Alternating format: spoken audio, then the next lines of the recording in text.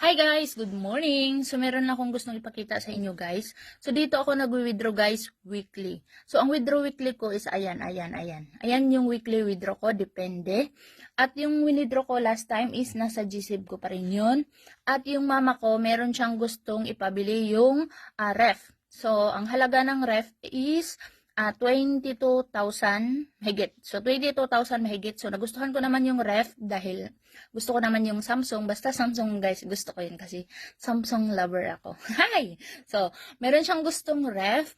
And then, pag withdraw ko to ngayon, pero hindi pa ang time na withdraw ko kasi weekly ang withdraw ko nga. So, pag withdraw ko siya, mabibili ko na yung ref na gusto ng mama ko.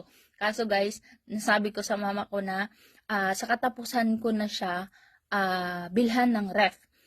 Kasi, tuwing katapusan, yun yung makount ko na lahat ng pera ko at mabayaran ko na lahat ng bills ko, pati allowance ng mga anak ko. So, kasama siya doon. O, diba guys?